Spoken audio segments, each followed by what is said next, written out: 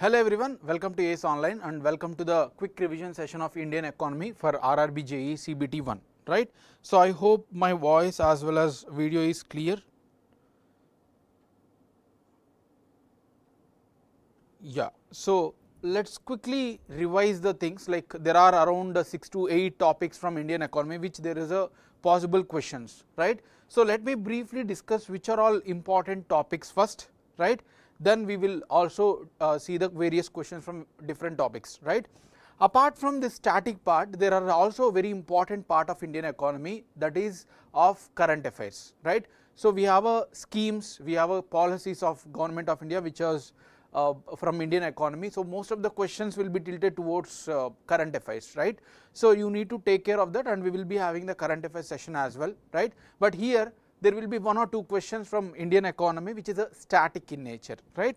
So, let me briefly discuss what are all the important topics before solving the MCQs, right. First topic that is national income accounting. National income accounting, right. So, this is important chapter, possible question, GDP calculation and all, we will see this briefly as well. Then next topic is about budget. Budget in the sense that there is a static concept of budget and taxation as well, budget and taxation, right. So, in budget we have revenue component, capital component, different 4 components of the budget, and then within that 4 components we have different components, right. Then we have a taxation, direct tax, indirect tax, GST, right. So, all these things, there is a one mandatory question you can see from this particular topic. Then we have inflation chapter, right, possible question. Then monetary policy, that is RBI, right, monetary policies and banking sector as well. So, we have a banking sector, different banks, so all those things are also important, right. So, beyond that we have planning, very important chapter, 5-year plans, various 5-year plans, the 12 5-year plans and the NITI Aayog planning commission. So, this is also a frequently asked topic from various examination. Then we have railways related economy, specifically because you are writing the railway examination. So, recent statistics, some questions may be possible, right. So, beyond this, like we can see World Trade Organization, World Bank, right, IMF, fine. So, these will be the topics from where static questions can come.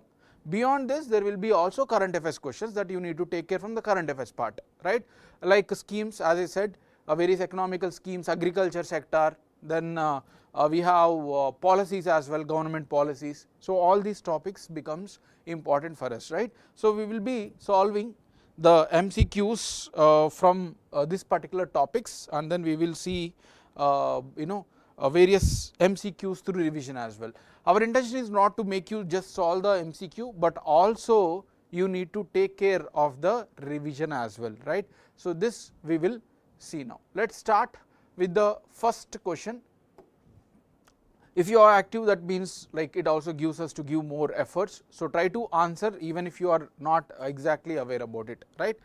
First question, a closed economy is an economy in which. So, which one is called as the closed economy? First one, the money supply is fully controlled. That means they are saying the money supply in the market will be controlled by the government or RBI, they are saying, right. Deficit financing takes place. That means whenever there is a less amount of money for the government, that will be supported with the RBI, right, RBI will give money. So, they are saying the deficit financing will takes place. Only exports takes place. That means the goods from India to other countries will be allowed, right. But we will not allow the goods of other countries to enter into India, and here neither exports or imports takes place. We will not allow our goods to enter into other markets, and we will not allow other goods of different countries to enter into India. So, what is the answer? A very good evening, Parnita, Sai Charan. Yes, very good, Sai Charan has already answered. A closed economy means we are closing the borders, we are not allowing the goods to trade, right. So we are not allowing the goods to enter into India, and also we are not allowing our goods to go out of the country, right. So that is called as the closed economy. So here neither exports or imports takes place. Yes, very good evening Venkat, welcome to the session. So answer is D, right. So Sai Charan has answered, very simple question, but yes, there is a possible question. Let quickly revise the other type of economies. Market economy, that is private players has a more role, Adanis, Ambanis, corporate sector has a major role. Then non-market economy, that means government role is higher. Here government itself will do lot of business. If you have seen some 1991 before, government itself is doing lot of business, lot of PSUs were there, that is called as non-market economy. And mixed economy means both private as well as the public, I mean the government sector will have a harmonious role, both will have a equal, almost equal role. Then we have sectors of economy. First, that is primary sector. Primary sector means any economic sector that is involved directly collection of resources from earth. For example, agriculture, we are directly collecting resources, wheat, rice, all those things directly from the earth. Mining as well, we are directly collecting the resources from earth. Fisheries, forestry, right. So all these which are directly involves collecting the resources from the earth directly are part of primary sector, right. Then secondary sector, processing of the primary sector raw material. Whatever the directly collected material from primary sector, we are processing it. Wheat converting into bread, so this is called as secondary sector, or cotton converting into the textile, so that is also secondary sector. Any processing of raw material which is collected from primary sector is called as a secondary sector, right.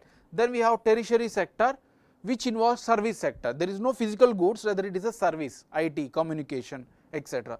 Then quaternary sector, these two are confusing, a little bit more focus can be given to these two, right. Quaternary sector means any economic activity related to the knowledge, education, research and development. They also develop lot of economy, right. For example, any new invention by the ISRO through knowledge, so that can also give lot of satellite development and all. So any knowledge based activities are involved, that is part of quaternary sector.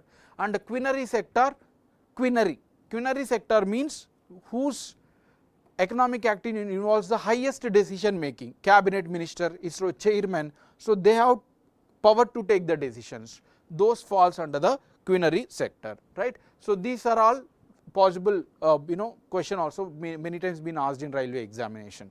So this is a quick revision for you. Next one, this is a typical one, let's see who can answer this, right. Other things remain unchanged, so don't consider any other factors.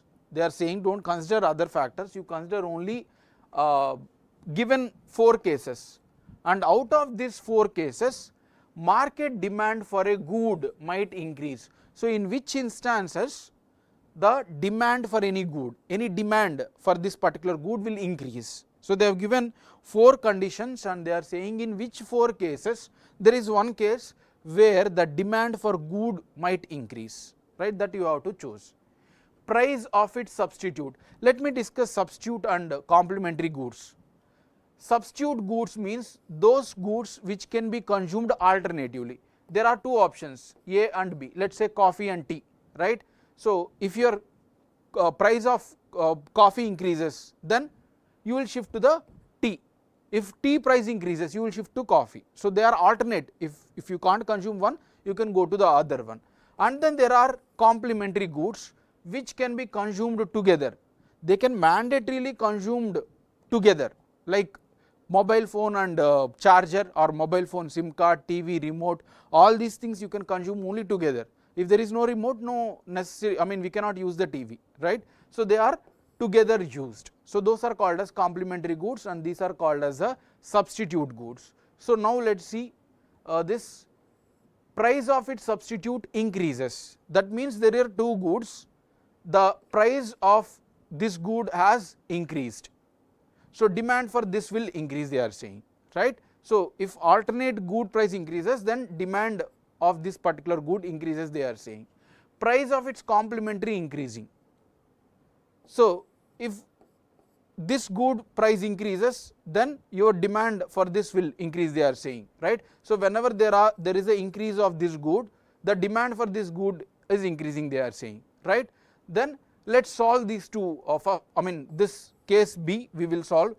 These two are consumed together, you cannot consume these two individually. So if this price of this good increases, this price also this demand will decrease. Why? Because this price has increased.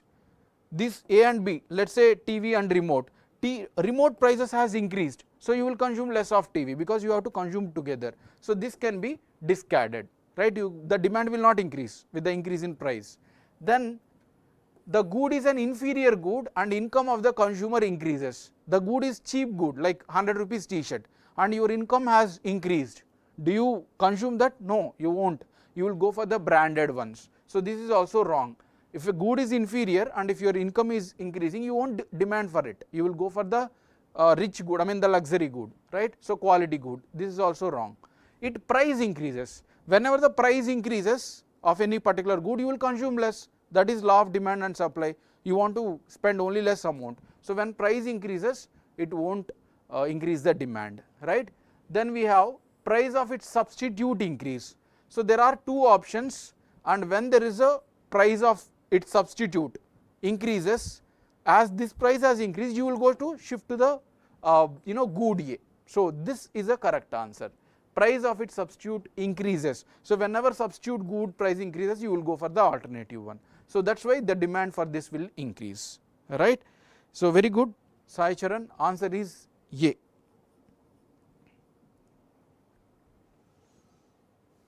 Next question, the national income of a country for a given period is equal to. So they are asking that what is the national income of a country. Basically they are asking the definition of national income. First one, total value of goods and services produced by the nationals. They are saying that Indian citizens, whatever the goods and services produced by Indian nationals, that is the national income they are saying. Next, sum of total consumption and investment expenditure. So they are saying that total consumption and investment expenditure. What about government? So there are three methods of GDP calculation you might have covered from economics: expenditure method, production method and income method. So here they are pointing out to the expenditure method, consumption and investment expenditure they are saying. What about government expenditure, right? Imports, exports. So this is, you can say, take wrong. Sum of personal income of all individuals. So this is, they are pointing all the income of all individuals they are saying, right, all individuals. What about the corporate entities? All those also contribute for GDP. So this is also wrong. Money value of final goods and services produced. So these two options seems to be a little bit confusing, right. So here in expenditure method, government, imports, exports all are there. So you can discard this is also, they have excluded corporate entities and all. Now between these two, national income means nothing but GDP. This basic definition you have to be aware about. National income means GDP, total value of goods and services produced in the country. That is option D. Why not option A? Because GDP is including the foreign nationals, whoever do business, Apple, Microsoft, they do business in India, and whatever the production they have contributed, that is also part of our GDP. Here they are saying only nationals, that means citizens. So this is also wrong. Hence answer is D. Fine. So that is a question. So very simple question, next one. Which of the following is another name for the average income of a country? So this is the easy one, you have to answer. Which of the following is another name for the average income of the country? Inflation rate, disposable income, per capita income, none of the above.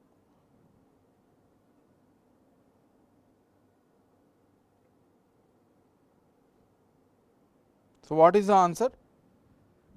Average income of the country. See, average income of the country means all the income of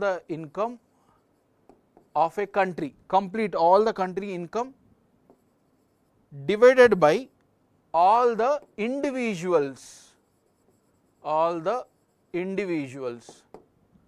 So that gives the per capita income. Per capita means per person, right. Rakesh has answered this correct. So average income of the country means the income of all the individuals divided by the individual numbers, say 140 crore of population in India. So that gives the per capita income, right. So very easy question. Next, the first budget of independent India was presented by. So after independence, who presented the first budget, they are asking, very factual in nature.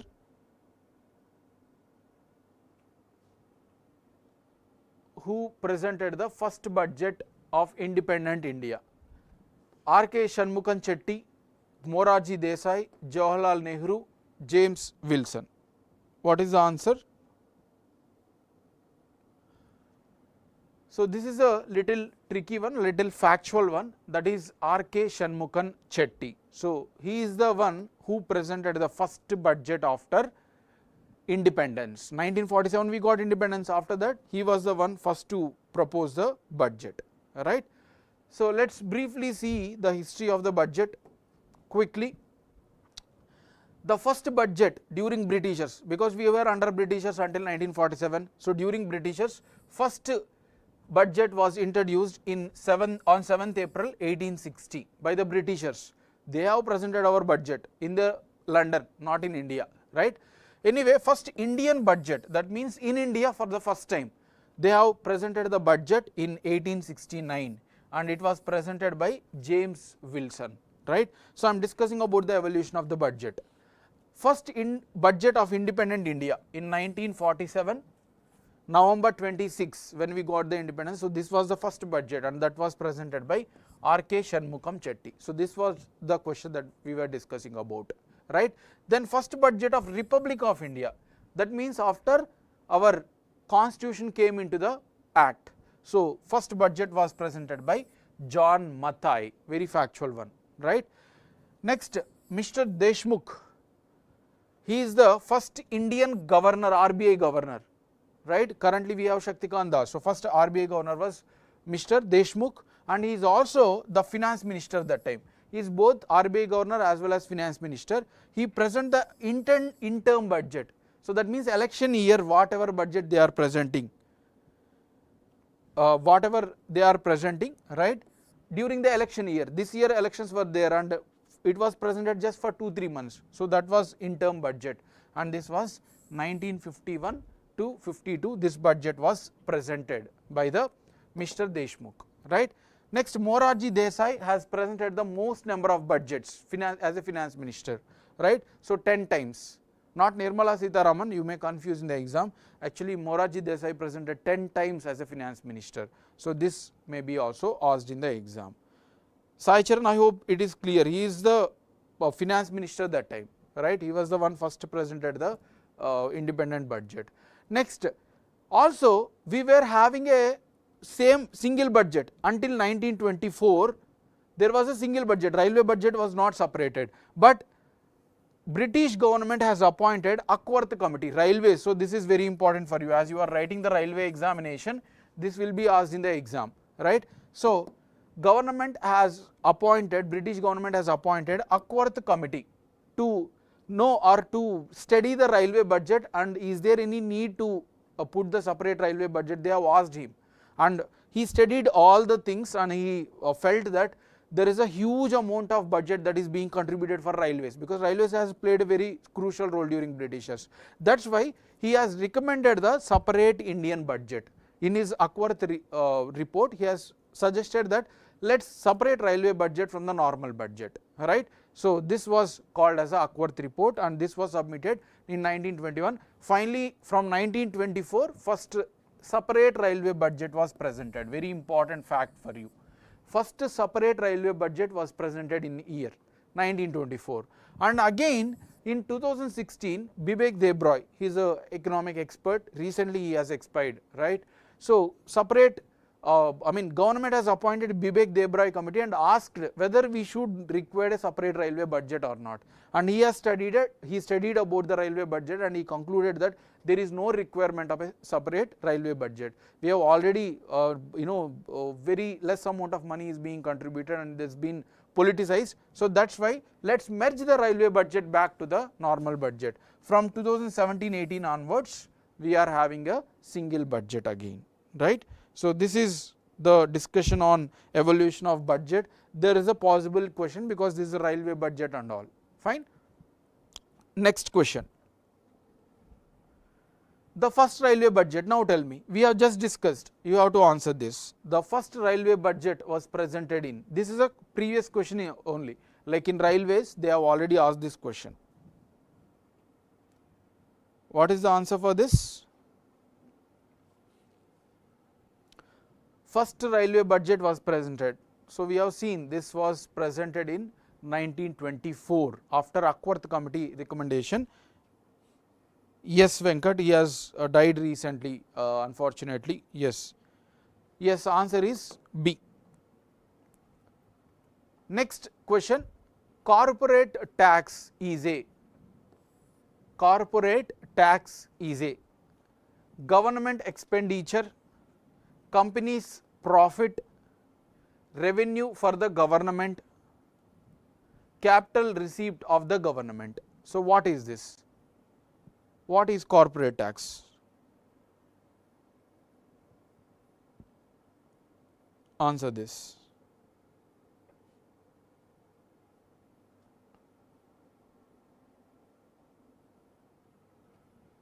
Let's see. Corporate tax means tax paid by the companies, private companies, TCS, Infosys, tax paid by the companies to the government on their profit earned, right. So corporate tax is the tax paid by the companies to the government for their profits, right. So here let us see, they have confused, this is also one of the previous questions. It is not a government expenditure, this is a tax paid by the companies.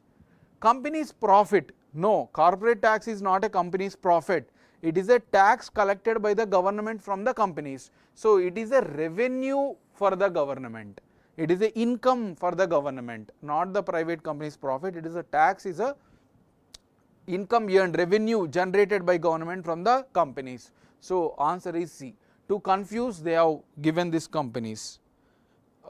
Profit criteria they have given, right. A very good evening, Mahalakshmi. I hope now this is clear. It is not the company's profit, rather it is a tax collected by the government. That's how the questions can be asked very simply. And if you see the government budget components, you must have completed budget, right.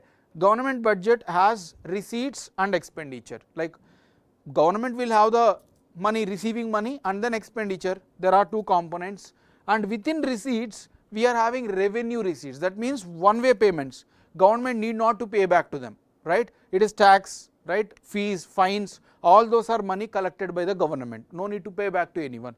Capital receipts means those money received by government in terms of loans, right, debt, so which need to pay back. Then we have expenditure, revenue expenditure, that means salaries, one way payments given to someone else like subsidies and all. And capital expenditure means now government is spending money, but they will get the returns like road construction and all. So they will collect taxes regularly. So these are the four components, go through them, this is a very important topic, right. So yes, this is C. Let's move to the next question. Which of the following is a direct tax? So they have given four options and they are asking which one is the direct tax. Goods and service tax, custom duty, capital gain tax, service tax.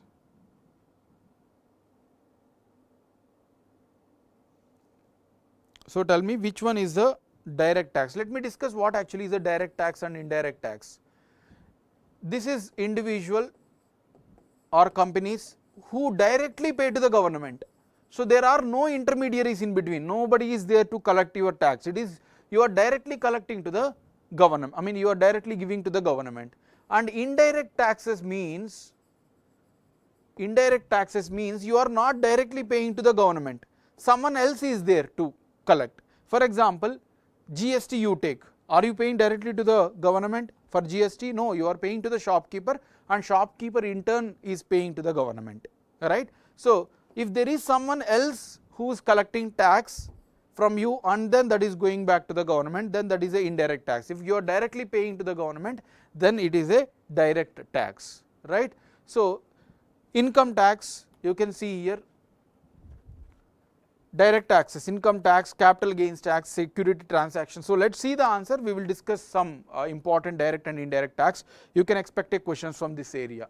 Goods and service tax, it is a indirect tax, you are not directly paying to the government. Custom duty means taxes on imports and exports of goods.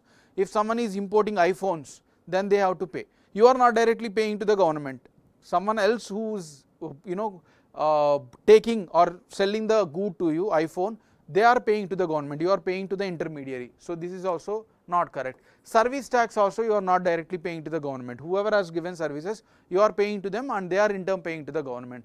But see, capital gain tax. Capital gain tax means if you are having an asset, I have bought the land this year, right, with the cost of 10 lakh rupees. Next year because of market demand, the land cost has increased from 10 lakhs to 1 crore. So I have gained 90 lakhs in this process, the land price has increased. So that gain I have bought due to market condition, the capital gain tax, capital gains. So 90 lakhs is the one which is called as a capital that I gained, and that 90 lakhs also will be taxed by the government. I have bought for 10 lakhs only, but now it is valued at 1 crore. So 90 lakhs is the capital that I gained, so I have to pay to the government. So this is a direct tax. Yes Venkat, you are correct. So capital gains tax is a direct tax. You can see some other examples as well. Income tax, anyone who is earning income, they will directly pay to the government. Capital gains tax we have just seen. Security transaction tax, that means if you have bought some bond or security in the stock market and the value has increased drastically from 1 lakh to 10 lakh, you have to pay directly to the government also, the gain, security transaction. When you are selling it off, you have to pay for it, right, because you have gained extra as the market has increased. Then prerequisite, that means any tax which need to pay before starting the business, that is also you directly pay to the government. Corporate tax, profit of the companies. And indirect taxes are sales tax, service tax, custom duty, excise duty on goods, any good if produced or sold, so those also you need to pay tax, but you won't directly pay to the government. And value added tax, VAT tax, now these are all not there, anyway GST was subsumed. So these are direct and indirect, try to remember, and there may be a possible question from this area. Next one, which of the following is one of the maturity periods of treasury bills, T-bills? Most popular question in most of the exams. What is the maturity, which one is the maturity periods of treasury bills? 184 days, 368 days, 270 days, 91 days. Can anyone answer this question?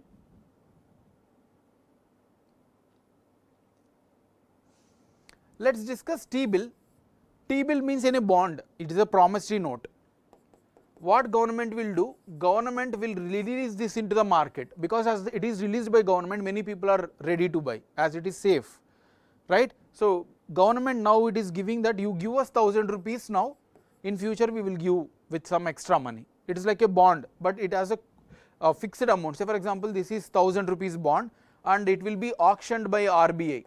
It will be auctioned by RBI in the market. So whoever buys at the highest price, 900, 950, it will be auctioned, and now they will buy it for 900, and in future they will gain the 100 rupees. This is released by the government to collect the money from the market, and this is given for 91 days, 182 days and 364 days. So, these three are the maturity periods that are given by the government. So, not 184, it is 182, 364, not 368, and then we do not have 270 at all. So, 91 days is the answer. Correct, Rakesh, it is 91 days maturity period. So, these are the features you can see, 3 maturity periods are there. These are the maturity periods. It is like a bond, their government is giving now, but after 3 months they will take back the bond and they will give you some extra money, that is all, right. And minimum amount now RBI is decided for 25,000, this also may be asked in the exam, right. So, this is about the Treasury bill. Next question, this is a very analytical question, think very common sense, you can answer this. This has been also asked in one of the exams. There has been a persistent deficit budget every year, year on year. That means government is taking extra debt. Deficit means government is taking extra money from the market. It is a debt, right. So, which action or actions can be taken by the government to reduce this deficit? To reduce this deficit, what measures the government can take? Tell me. First one, enhance revenue expenditure, that means do expenditure, spend more money by the government. So, will it reduce any deficit? Let us see. Introduce new welfare scheme, bring on new welfare scheme and spend more money. So, this is the second option. Third option, rationalizing subsidies, that means whatever subsidies you are giving, reduce them, wherever required you keep, but whatever unnecessary things you reduce it. Then reduce import duty, that means whatever imports coming into India from USA, China, other countries, reduce the tax on it. What will happen if they reduce the tax? Government will have a less money. Now they are having more tax. If they reduce the custom duty, import duty, so that means there will be revenue loss for the government. So, this is not correct. And revenue expenditure, if government increases, then again it will become deficit. Actually government has to save money, right. They should not do expenditure. It is like a daily activity. If you are in a debt, will you spend more? No, you cannot, right. You have to save money and reduce that debt. New welfare schemes, wrong. If they are launching new welfare scheme, they need to spend more. Rationalizing subsidies means reduce the subsidies wherever required, wherever possible, reduce the subsidies, right. So, answer is C. Correct, Rakesh and Venkat. Very commonsensical question, right. Next, most popular question, goods and service tax in India was implemented from June 2018, July 2016, July 2017, June 2016.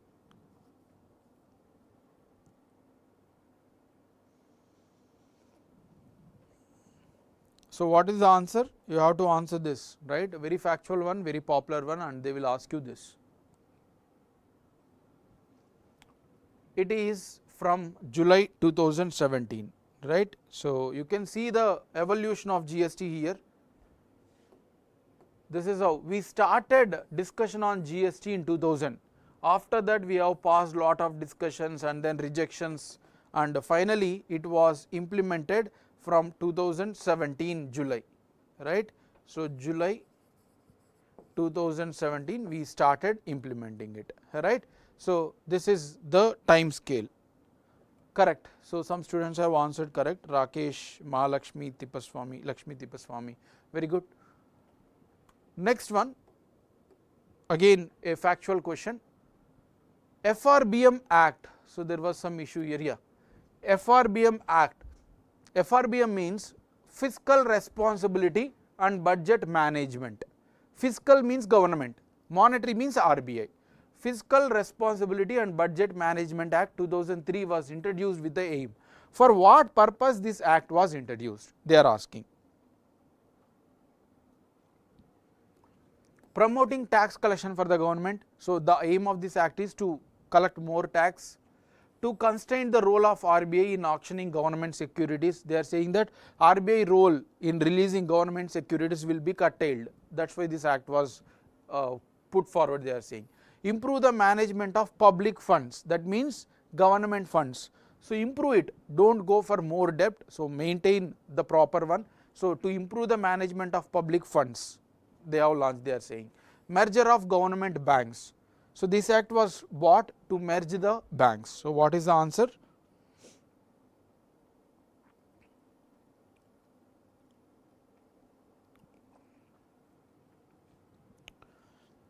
Fiscal responsibility means government responsibility. So, there is a clue. If you know the full form itself, you can able to answer it.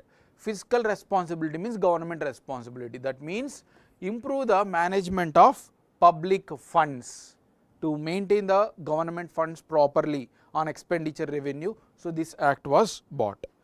Right, Rakesh, very good. Answer is C. Next one, this is from budget, this year budget 2024.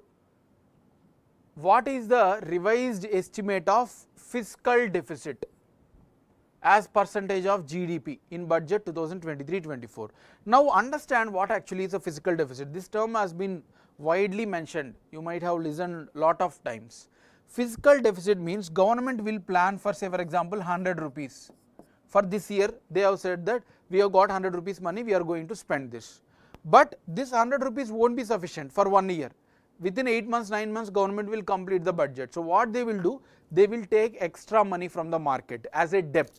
So, fiscal deficit is nothing but the extra money that has been taken by the government in that financial year, as it does not sufficient with their planned funds. So, that extra money they have bought in that year is called as a fiscal deficit, and this fiscal deficit is always compared with the GDP.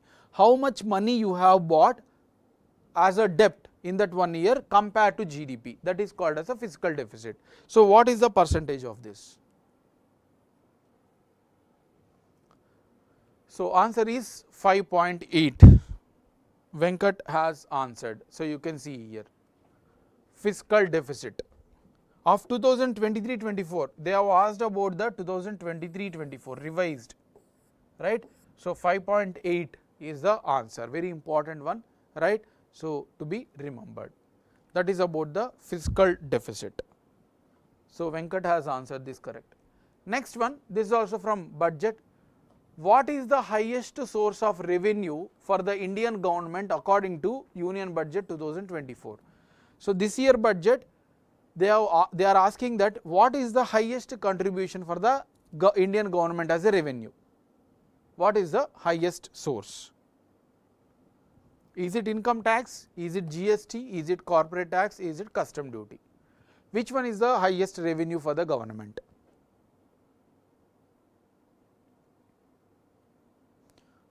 Tell me.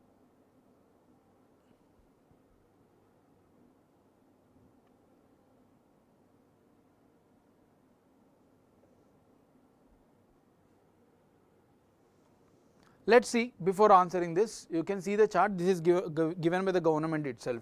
The total money received by the government per rupee, that means per 100 paise, 100% if you consider.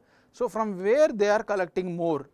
Income tax 19%, GST 18%, corporate tax 17%.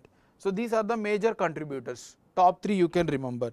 So, this is actually income tax, then followed by GST and corporate tax. So, answer is income tax A. Okay. So, this is the highest revenue generated for the Indian government. Next, to which of the following ministries does highest amount was allocated in budget 2024?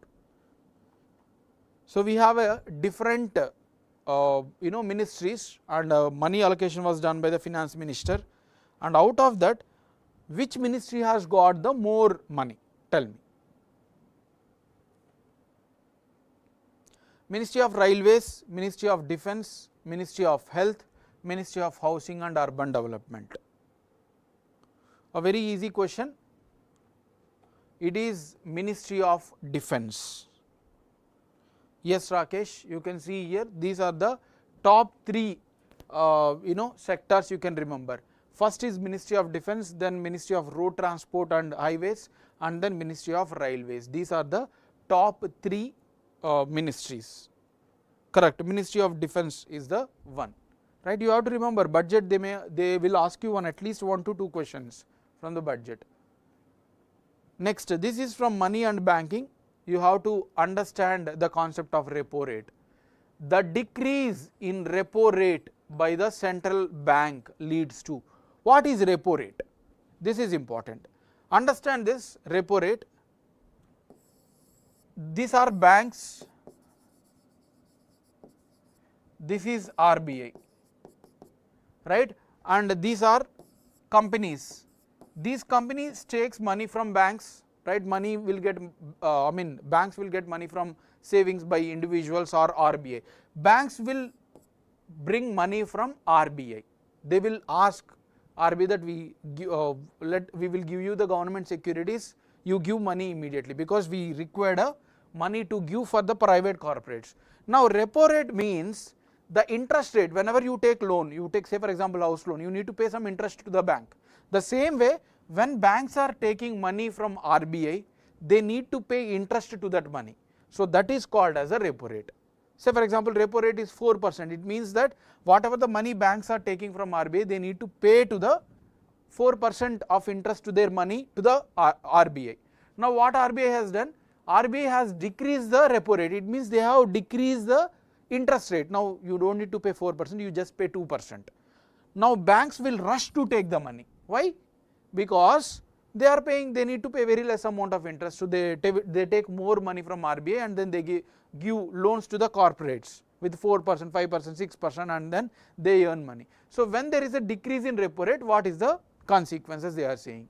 Increased costs on loans. Increased costs on loans. So if there is a decreased repo rate, is it increasing our cost on taking loans? No, it is becoming cheaper. They are becoming cheaper because RBI is demanding only less amount of interest. So this is wrong. Reduced expenditure by the public. No, actually when RBI is reducing the repo rate, that means there is more amount of money in the bank and more money with the corporates and more money with the individuals also, as they have released more money into the market. Whatever the money within RBI, it is not under the market. They are kept aside. They are not rotating in the market. But when there is a less repo rate, there is more amount of money available in the market, and then their spending, expenditure of the public actually increases, right, because they have more money now. This is also wrong. Increased flow of money into the markets, a very direct one. This is how, whenever there is a less amount of interest taken by RBI, there is more money with the banks, so more money into the market. Correct. Rakesh has answered this correct. Answer is C. So repo rate is basically interest rate that need to pay by the banks to the RBI when they are taking money, right? Next, a very direct and easy question, very popular question again. Nationalization of banks took place in which year? Correct, Venkat. In which year? Yes, Mahalakshmi has also answered this correct. Now answer this question. Nationalization of banks in India took place in which year? 1983, 1969, 1973, 1991.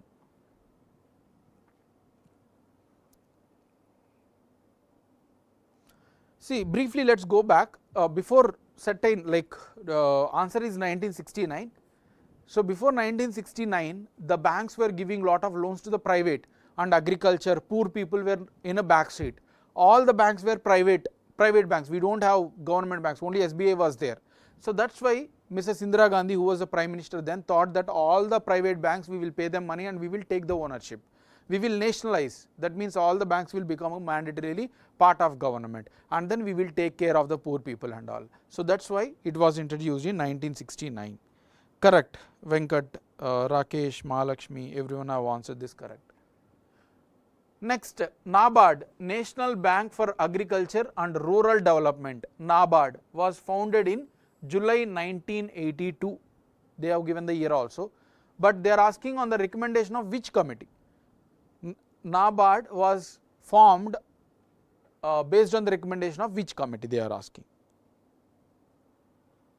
Correct, ISRO also 1969, right.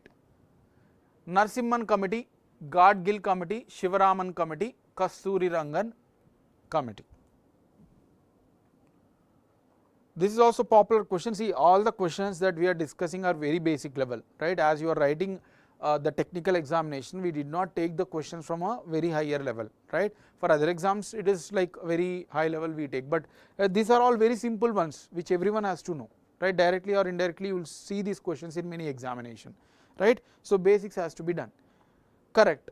So Tarun and Siri has answered this correct. Shivaraman committee and Narsimhan committee has requested to form RRBs, regional rural banks, right? So in 1974 they were formed. These are Narsimhan committee. Shivaraman committee is pointing to the NABARD, right? Gadgil committee is related to the third 5-year plan, and Kasturi Rangan committee is related to the education policy. Yes, Narsimhan committee also has related to the banking sector, other banking sector also, fine. Next, according to the classification of non-performing assets, as substandard asset is categorized as. So under the various non-performing assets, what is the time period for substandard asset? Before, let's discuss this briefly and then we will come back to the question. This is very important part. See, whenever you are taking loan, let's say you have taken some 1 lakh rupee loan from the bank, you need to pay every month interest as well as some part of principal, right? If you are paying regularly, they are called as a standard assets. If you are taking loan, right, from the bank and you are paying it regularly, they are standard assets, that means regular asset. If you are not paying your your loan that you have taken, principal and interest, if you are not if you have delayed by in between 1 to 90 days, that means October 1 is the deadline, but you did not pay on October 1. Next day you have crossed the limit. October 2nd you did not pay. So from first day till 90 days, they are called as the stressed assets. That means those are stressed for the bank as you are not paying regularly, right? And up to 1 to 30 days, if you are not paying your loan on time for 1 to 30 days, it is put under special mention account 0. If your payment delayed more than 31 days and 60 days, then this will be kept under special mention account 1. If you delayed up to 61 days to 90 days, then it will be kept under the special mention account. These are stressed assets. But if you cross the non-payment of loan time by 90 days, then they are part of the non-performing assets, right? If your non-payment cross 90 days, then only they are part of non-performing assets, else they are part of stressed assets, right? Here, stressed assets. Now within non-performing assets, we have up to more than 91 days and up to 1 year, that is 12 months, they are called as a substandard asset. And if it crosses more than 1 year, they feel like this is doubtful now, they are not going to pay our asset, loan that has been taken, then they are kept under doubtful asset. And finally, if they are not able to recover, so they think that this guy will not going to pay anymore, so this is kept under the loss asset. Now they are asking, NABARD is 1982, Siri, it is NABARD is 1982, not the 1948. Now come to the question. So they are asking, according to the classification of non-performing assets, substandard asset is categorized with when it is AGs. At what time they are categorized substandard? 12 to 24 months, less than 6 months, less than 12 months, more than 2 years. We have just discussed this substandard asset, you have to answer it.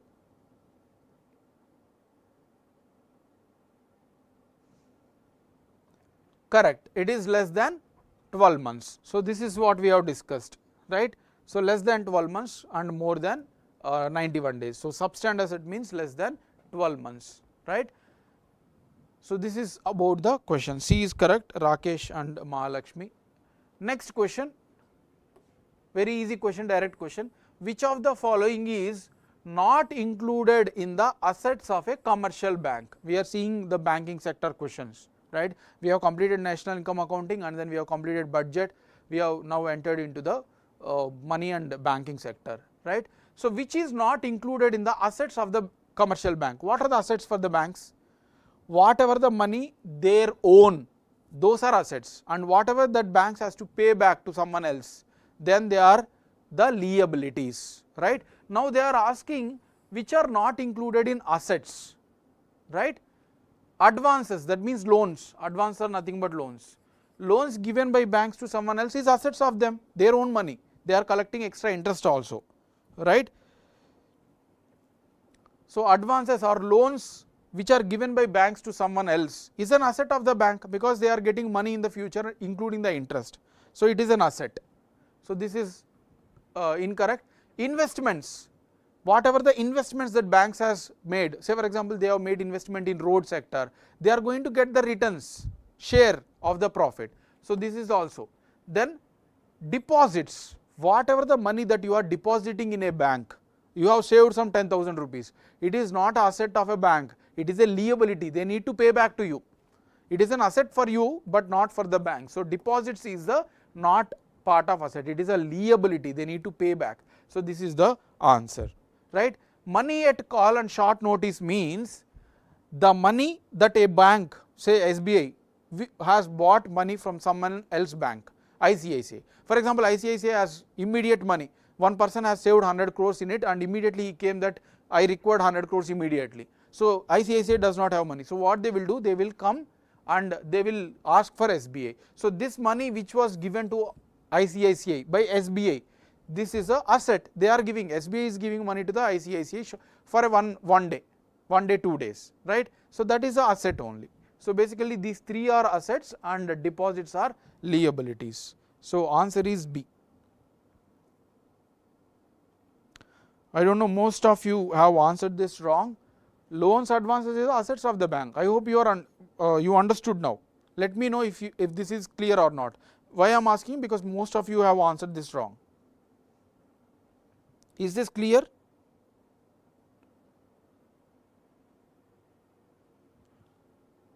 Money at call short notice is the money given by one bank to other bank. They will charge some interest also. See, this is SBI, this is ICICI. So basically call money or money call on money is nothing but the money given by SBI to ICICI for one day. They will charge some 1%, 2% interest. So 100 crores they have given and they are charging 1%. That means extra 1 crore they are collecting. So it is an asset for SBI. Okay, deposits. Great. Next one, let's move to the 5-year plans now.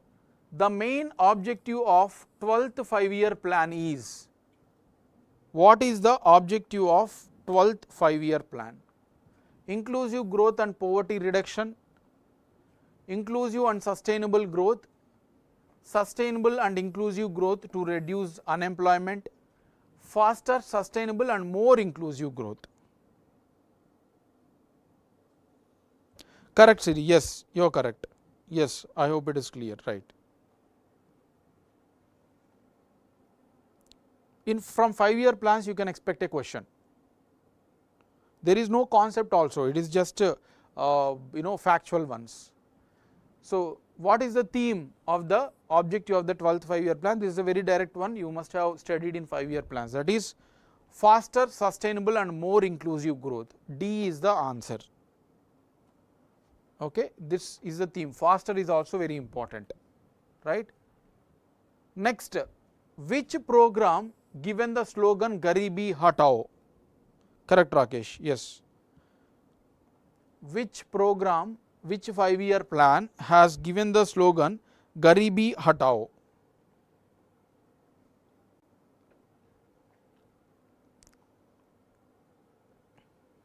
Seventh 5-year plan, third 5-year plan, sixth 5-year plan and fifth 5-year plan.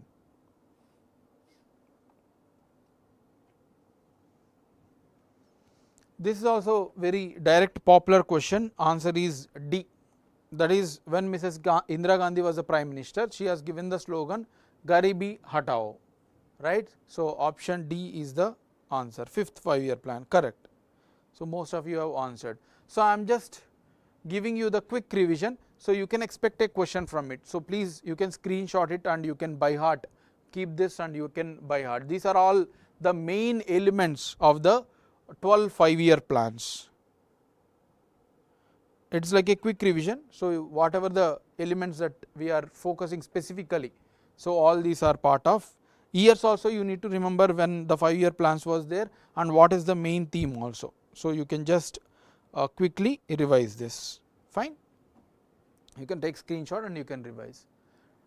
Next very easy question, a very popular one, no required of any discussion also. Planning Commission was replaced by NITI Aayog, National Integration Council, Finance Commission, SEBI.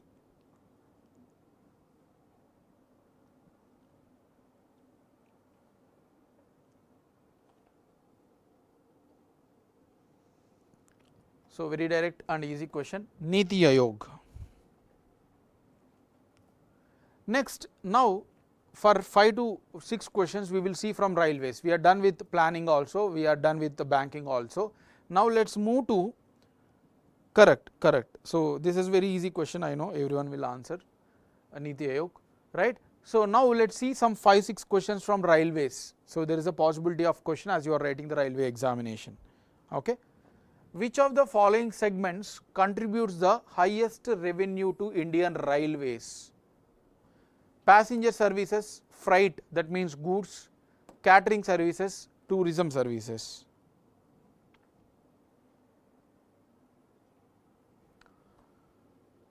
Not tourism, not catering, so there may be confusion here. The freight services, whatever the goods that is being carried by the railways, they are giving the more revenue to the railways, right. So, answer is B. Next question, what is the largest source of expenditure for Indian Railways? Now, we have seen the revenue, now let us see the expenditure. This is in terms of rupees, freight services in terms of crores, this is contributing more than 30%, passenger is just around 29% something. So, 49 and it is just 29. So, actually from goods transport, the goods carrier that they are doing itself is actually the highest revenue for the government. Now, expenditure, staff salaries and pensions, infrastructure development, fuel costs, equipment maintenance. Freight means goods, Siri, like you might have seen the goods train, right, which carries lot of vehicles, oil, lot of things they carry, right. So, when the goods carrier is traveling, so they carry lot of goods, many manufacturing and very high amount of coal as well, many products, right. So, this is called as a freight. Freight means basically goods. Now, in terms of expenditure, it is staff salaries and pensions, right. Staff salaries and pensions is the largest source of expenditure. Very again direct question, correct. So, Venkat Mahalakshmi has answered this correct, staff salaries and pensions. Next, what is the primary purpose of dedicated freight corridors initiated by Indian Railways?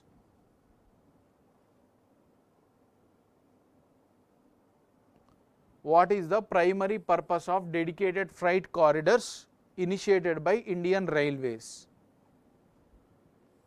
To increase tourism, to segregate freight and passenger traffic, right, tariff, not tariff, it is traffic, to promote high speed trains, to expand international routes.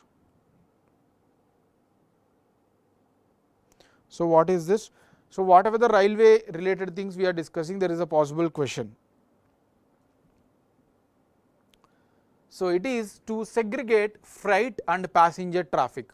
So, as you might have travelled lot of times in the trains, whenever there is a main train, they will keep the goods train aside and then it will be delayed in terms of delivery. So, that is why now to improve the separate traffic for the freight and passengers, they have created the dedicated freight corridor, right. So, we will see there are 2 dedicated freight corridors. So, basically dedicated freight corridor means a railway line that is exclusively laid for the transport of goods, exclusive. There in that railway line there will not be any passengers train, it is exclusively for the goods transport itself, right. So, in this we have 2 dedicated freight corridors Eastern Dedicated Freight Corridor and Western Dedicated Freight Corridor. Eastern Dedicated Freight Corridor covers from Punjab, right? So, Ludhiana in Punjab to Dankuni in West Bengal.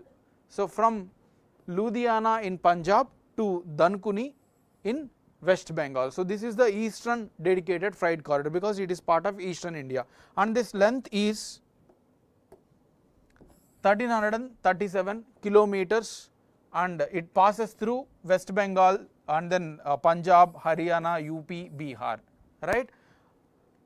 Next we have Western Dedicated Freight Corridor, west side. So, this is connecting from Dadri, right, in UP, Dadri is in UP, till JNPT port, Mumbai port. So, this is the Western Dedicated Freight Corridor, and this length is 1506 kilometers, 15 knots. So, it is lengthier than the Eastern Dedicated Freight Corridor. It passes through Rajasthan, Gujarat, Maharashtra, Uttar Pradesh and Haryana, right.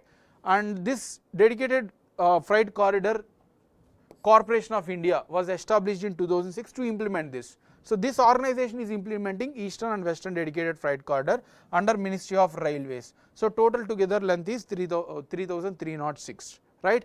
And World Bank is funding the Eastern Dedicated Freight Corridor, and Japanese International Cooperation Agency is funding the Western Dedicated Freight Corridor. So, all these facts are important. The total investment in these two corridors is 81,000 crores.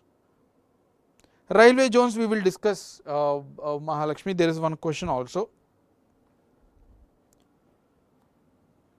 Next, among the railways itself, there is one more question. What does the term Mission Raftar refers to in the context of Indian Railways? In the context of Indian Railways, what is Mission Raftar? Modernization of railway station, increasing the speed of trains, expanding the rural rail connectivity, digital ticketing initiatives.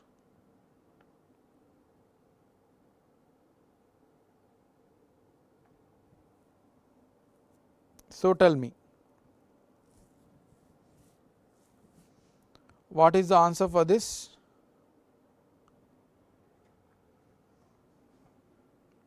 The answer is increasing the speed of trains. So, answer is B. See, all the railways related you have to go through. Whatever the general studies components, they will ask you at least 3-4 questions from the railway specifically. So, you have to go through the current affairs related to the railways and the static part, railway zones, headquarters, all the things you have to go through, right. So, answer is B. You can see quickly, Mission Raftar is an Indian railway project which was launched in the budget 2016-17, and the main aim is to increase the speed, to reduce the travel time, increase the speed, right.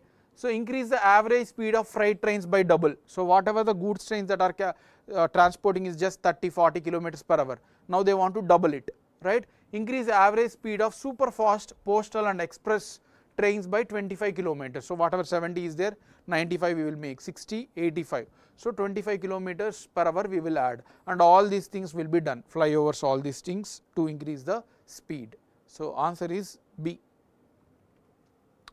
Next one, where is the headquarters of Northeast Railways located? Answer, this is the most popular question. They will ask you at least one question will be there. Headquarters and of the any railway zone.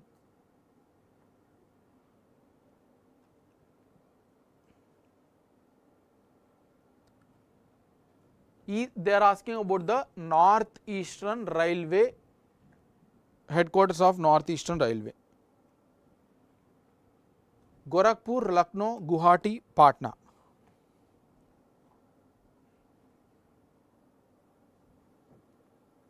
Northeast Railway headquarters. So, answer is Gorakhpur. Northeast Frontier Railways, it is of the this one Guwahati, but Northeast Railways it is Gorakhpur, right. So, these are the headquarters. You can just screenshot it and you can see this: Central Mumbai, Eastern Kolkata, East Central Hijapur. So, here we have discussed about which one? Gorakhpur, Northeastern. whereas northeast frontier it is Guwahati at near Maligaon. So this you can expect a question.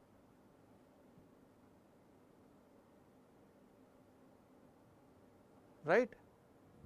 So these are some of the important ones. So you can remember. So total 1, 2, 3, 4. So again 4, 8 and then 12, 16. So 2 more railway zones were added, right. South Coastal Railway. So this been still upgradation. As of now we have 18 ones. So this is a little bit older pick from NCERT. Okay. So this you have to know. You can screenshot it and you can remember. Next, last few questions. In the context of balance of payments, which of the following forms part of capital account? Now we are done with railway. So just 3-4 few questions are there, right. So in this, see, India trade with all other countries, USA, China, right, Pakistan, all the countries, 200 countries are there, and India does trade with different countries, and whatever less than 1 year whatever we exchange, those falls under the current account less than 1 year, and if it is more than 1 year transactions are there, those falls under the capital account, right. So imports, exports, everything. So which of the following forms part of capital account? Capital account means more than 1 year. Remittances mean money sent by the Indian citizens to India, their parents. So this is a less than 1 year only. So this is not a part of capital account. This is a current account. Then imports of goods and services, both are within 1 year. Whatever the goods within 1 year. Foreign investments made by the companies, they are not made for 1 year, 10 years, 20 years also it was made. So this is the capital account. So C is the answer. You can see here. So this is the exchange, current account, capital account, and these are the things, right. So this also you can remember. Next one, GDP calculation we have already seen in the starting of the same question. Next, consider the following statements related to the inflation. There is one question related to the inflation, right. Remittances, India is at top. So last 2-3 questions are there. It is inflation related one. Inflation benefits debtors. Debtors means who has taken money from someone else. Inflation benefits bond holders. That means who has purchased the bonds, right. Let us say this is the bond and this is January 1, 2024. This is a company A. This is a person who has purchased this on January 2024. This person B has purchased from person A, right. So he is the bond holder who is purchasing the bond. He is the debtor. That means debtors means who is giving bond now and then they are taking money. This guy has given 10,000 rupees and they have taken the bond. So he is the debtor and he is the one who has given the money. So he will get in 2025 January 1, he will get bond with interest. So now because of inflation means increased in prices. So as this person has given the money and he is going to get without inflation, he is not going to get the inflation 4%, 6%, he is going to get whatever the promised one. So he is at a negative case. So he is not benefiting from inflation because he is not going to get money. But this guy is not going to pay inflation, he is going to pay only the normal money. So basically this benefits, inflation benefits the bondholders, wrong. But debtors, yes, who is taking money now it will benefit. So answer is 1 only. Correct. Next, which of the following has occurred India after liberalization of economic policies in 1991? So after taking liberalization, that means LPG reforms in 1991 under PV Narasimha Rao leadership, what has happened? What is the consequences after 1991 liberalization? Share of agriculture in GDP has increased enormously. They are saying that agriculture contribution has increased. Share of Indian exports in the world trade increased. So exports from India has increased. FDI inflows increased. So investments from other countries to India has increased. India's foreign exchange reserves has increased enormously. That means whatever the dollars and then gold, euros, whatever we are storing it, it has increased.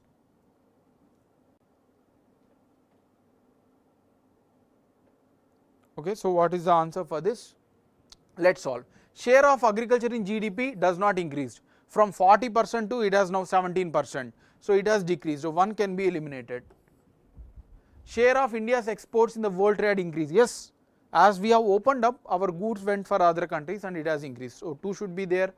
And FDI flows also increased, right? So we have got lot of investment from other countries. So this is also correct. India's foreign exchange reserves also increased. As we have opened up, lot of dollars and all where we were able to solve. So answer is B. Very good. Siri and Venkat has answered this correct. Next, disguised unemployment generally means. What is the meaning of disguised unemployment? This is the agriculture field of 2 hectares and the productivity of this is 100 tons. Let us say 100 tons of rice it can cultivate, and the requirement for this is 50 employees. So 50 people are sufficient, but now there are 100 employees who are working in this field, right? So the extra employees, even if there is extra employees, there is no increase in productivity. It is just a maximum productivity is 100 tons and that can be done with 50. But now there are 100 people. So extra 50 are called as the disguised unemployment. So that is the marginal productivity is 0. That means any extra addition of labor will not give any extra productivity. So answer is C. So these are different types of unemployment. Frictional means when a person is shifting from one job to other job, so he will have a temporary unemployment. Disguised unemployment we have discussed. Structural means any structural change in economy. In 1991 reforms we have opened up. Earlier it was government, now it is private players. So this structural change has happened. Then cyclical unemployment means during COVID we have seen the slump in economy, and then so economy also runs in cycles. So that's why during that slumped place there will be some unemployment, that is called as a cyclical. And seasonal unemployment means during certain seasons there won't be employment. For example, take construction workers. During monsoon when there is a rainfall there won't be employment for them. So during some seasons they will see the unemployment. Fine. So that is the thing. It is not like that, Siri. Some months it is a seasonal unemployment. Disguised means extra people are working than required. So that is called as the disguised unemployment. Okay. So let us see next question. The famous Marrakesh Agreement is related to what? World Trade Organization, World Intellectual Property Organization, World Economic Forum, World Bank. So last 2 questions we have, we will discuss this and we will end.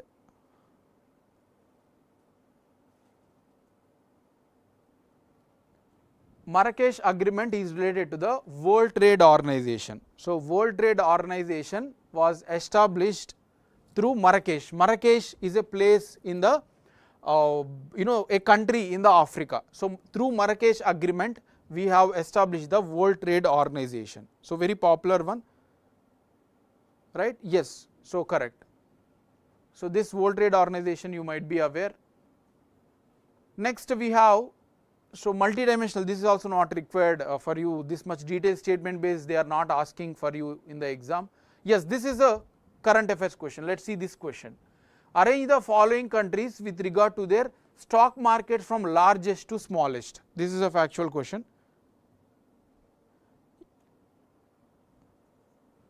So stock markets they are asking from large to small.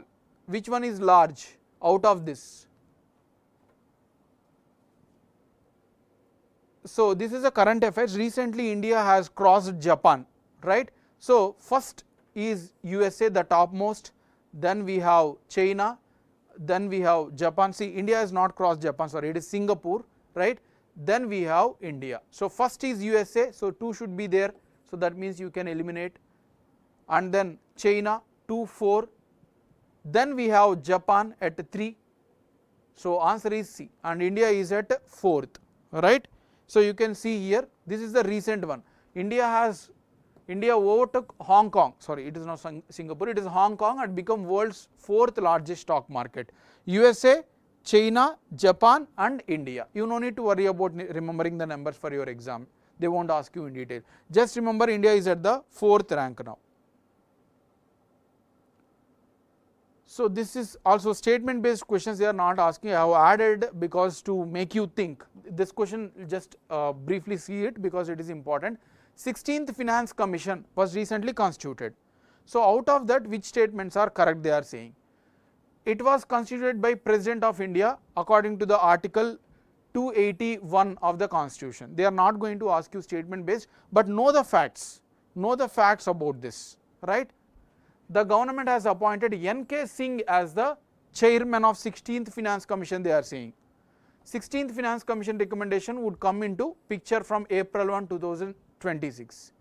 The commission work involves redressing the vertical, that means distribution of funds between center and state. So out of these 4 statements, there is one statement which is incorrect.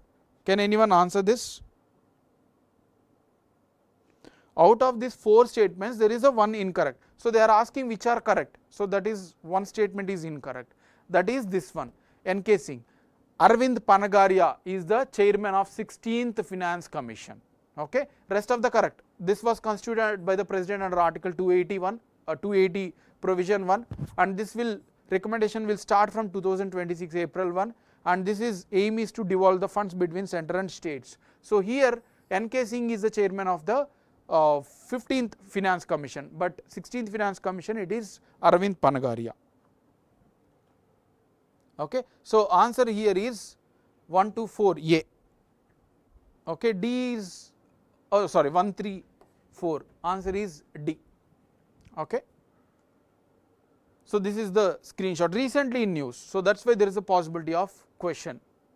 Now, which of the following statements related to domestic systematically important banks? There are certain banks recognized by RBI, they are considered as the most important. If these banks collapse, then everything economy will collapse. So that's why they are asking, these are called as the domestically systematically important banks. Now out of this, which statement is incorrect? Out of the 4 statements, which are incorrect? These are the banks systematically important due to their size and cross jurisdiction activities. So because of their size it is important. They are declared by Bank of International Settlements? No, that is RBI. It is declared by RBI.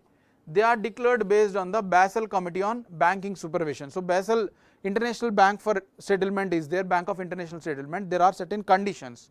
According to these conditions they are declared, but this is declared not by Bank of International Settlement but RBI, and as of now only 3 banks are there, SBI, HDFC and ICICI. So only 3 banks are there.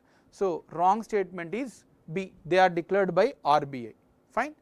So this is the thing. Next, which of the following countries topped in the Human Development Index report 2023-24? Which of the following countries topped Human Development Index report? Denmark, Switzerland, USA, Bhutan. Correct, Mahalakshmi, it's B, correct answer. So let's see, a Human Development Index is released by UNDP and they consider life expectancy at birth, expected of schooling years. So basically health, knowledge and living standard. So these are the indicators. So these are the top ones: Singapore, Norway, Iceland. At least 3 you remember, that will be sufficient. Switzerland, Norway, Iceland, right. So out of this, which one is the top one? That is Switzerland. Very good, some people have answered. Next, Project Gaia, recently released by Bank for International Settlement. This is a Switzerland based bank. So this project was recently launched. So what is the purpose of this project, Project Gaia?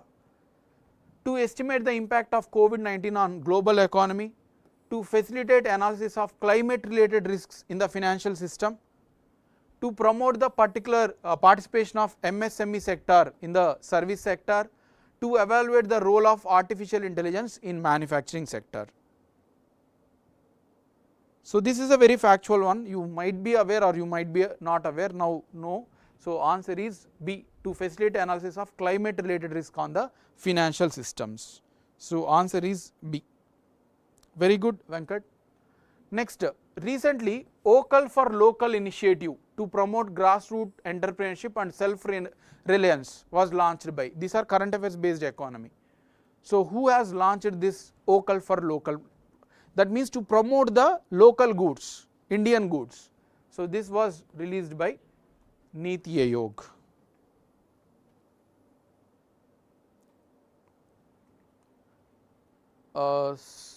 Next one, what is the following major objective of asset reconstruction companies? So they are asking the asset reconstruction companies objective. So why these asset reconstruction companies were launched? Very direct question, to recover the non-performing assets, right? Whatever the banks that has been given as a loans, to reconstruct, to collect them back. So this is the specific companies, they will buy this NPAs and then they will sell it off. They will take care of collecting those back, right? So basically this is the answer, to reduce and manage the non-performing assets. So direct question. Last question for today, which of the following industries are among the 8 core industries? 8 core industries. So let's quickly do this. We have lot of industries in India. Out of that, 8 industries are the major contributor for industrial growth. 40% of the total industry is given by these industries itself, right? Petroleum, electricity, steel, coal, crude oil, natural gas, cement and fertilizers. And out of this, they are asking which are those ones. Out of these 8, which are given here are core industries. Cement yes, fertilizers, shipping wrong, refinery yes, textiles wrong. So 1, 2 and 4 is the answer, right? So answer is A. So that is all for today's session. I hope you have enjoyed the session. If you have, please do like and share our videos and keep subscribing. We will come up with lot of videos. Thank you.